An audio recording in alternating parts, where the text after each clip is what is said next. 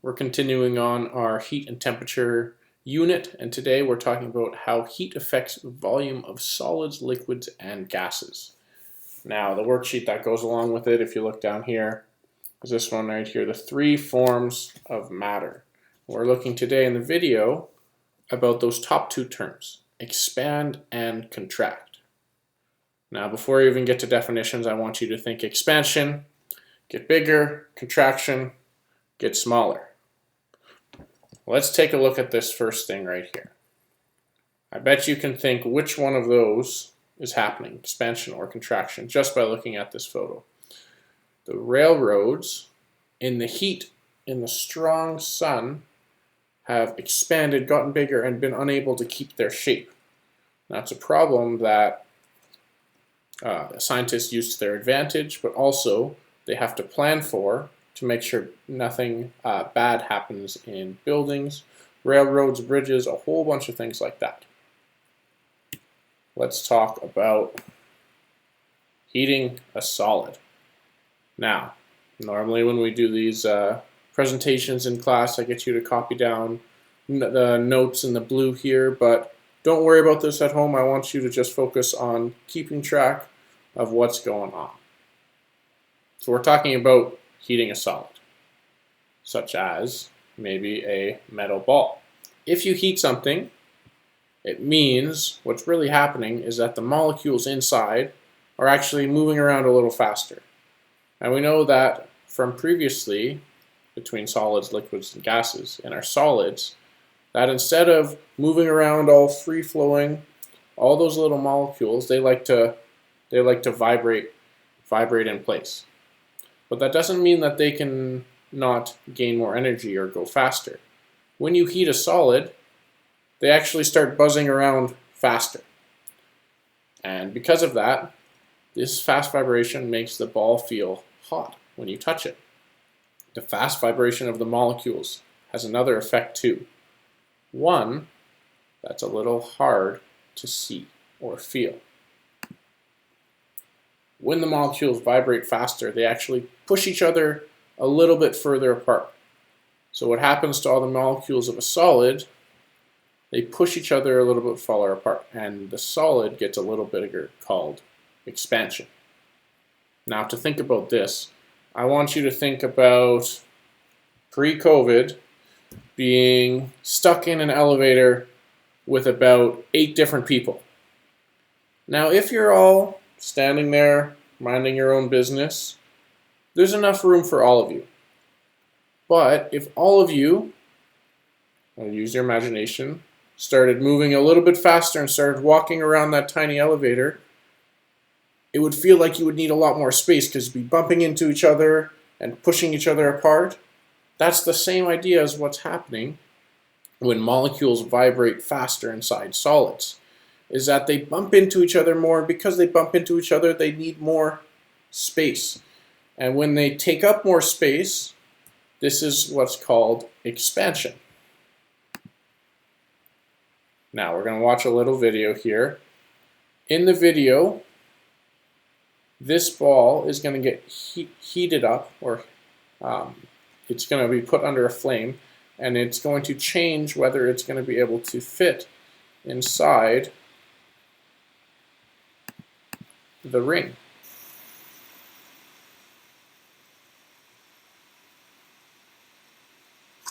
This is before it has been applied heat to.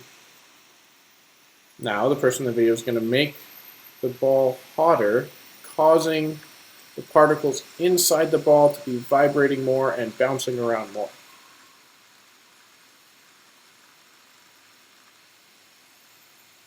I'm just going to try and fit it through it again, and you'll notice that the ball has gotten larger, which means that it's not able to pass through that ring anymore.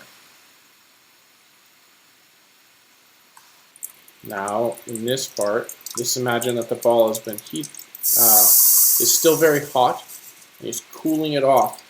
So it's contracting now. The molecules aren't bouncing around as much, aren't vibrating as fast, and they're able to go back to their original size, and it's able to slip through once again. Now, We call that thermal expansion. And we'll talk about this a little later on. Thermal means with heat. We know this. So when a solid objects expand due to heating, that's what we call thermal expansion. So thermal heat, expansion get bigger, heat get bigger, basically means that when something is heated up, it's going to grow in size. Next time you're going over a bridge, I want you to take a look for something that looks a little bit like this photo right here. And those are called expansion joints.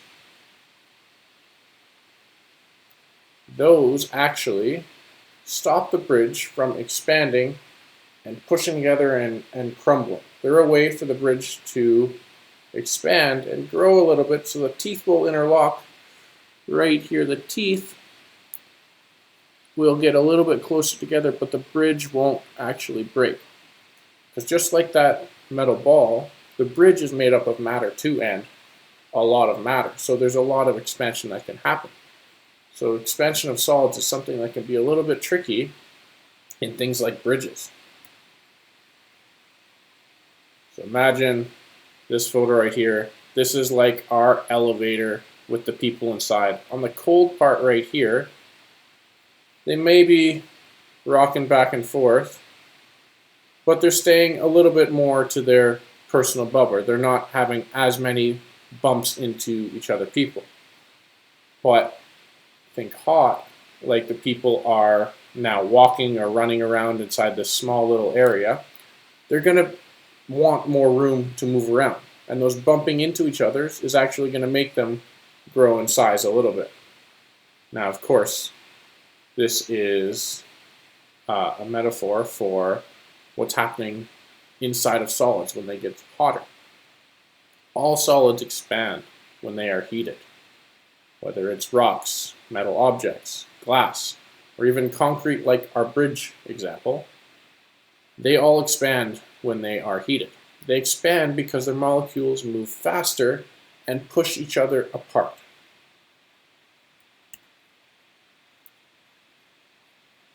Now, this also happens on sidewalks in the city. They have these things called expansion joints. So if they get bigger, they don't crack as much, they just fill up this space that's in between them and more. Imagine if you got bigger, that the whole block is getting bigger and it's going to grow out towards and fill up more of this space in between. Oh, our favorite thermometers. We've talked about these already. And so far we've been talking about solids. But this is also happening in liquids as well.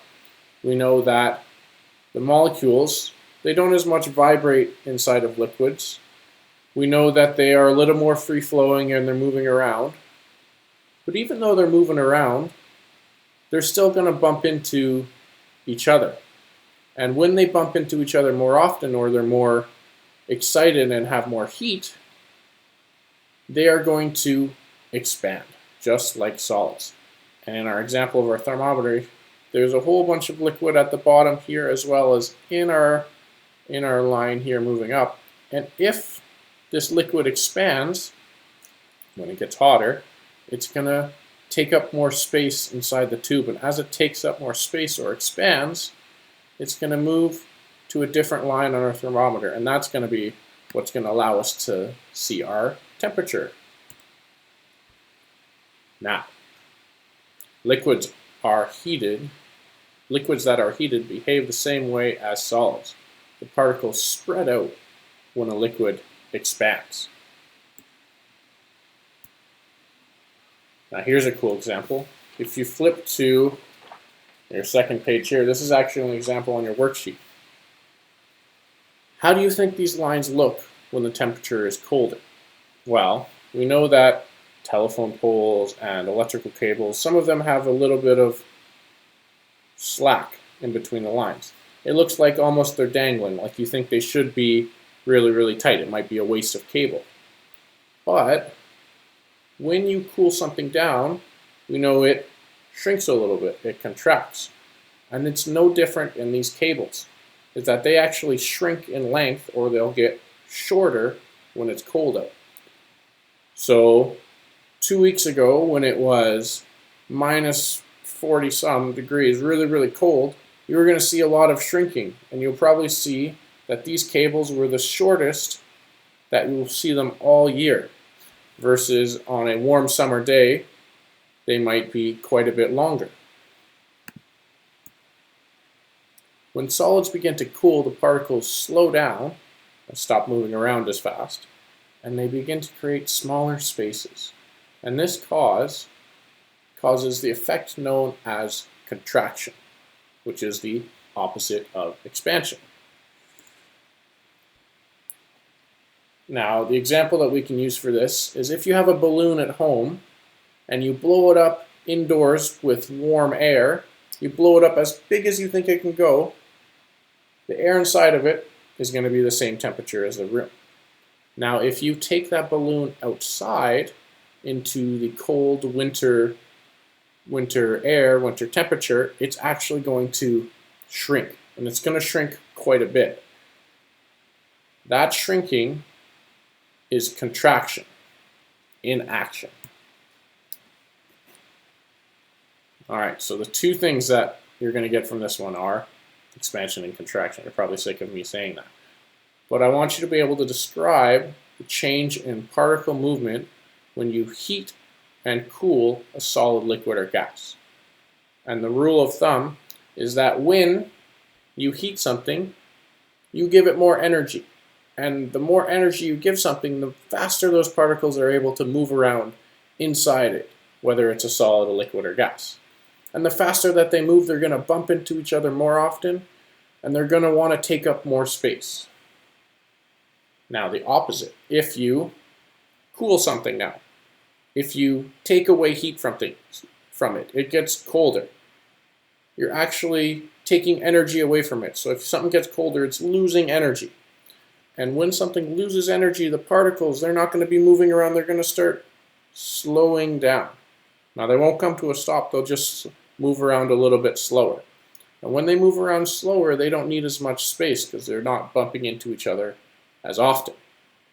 And when that happens, they get smaller and they shrink, just like the balloon would if you stuck it outside in a cold winter day. So for the rest of this week, I want you to use your textbook, this printed copy right here, along with your worksheet, and do your best to fill this out. Please, please, please, please email me, set up a video chat. I'm going to be doing a couple different video chat sessions this week, so come for help. I really want to hear from all of you, and I hope you're all doing well and staying safe at home. I hope we'll be together soon.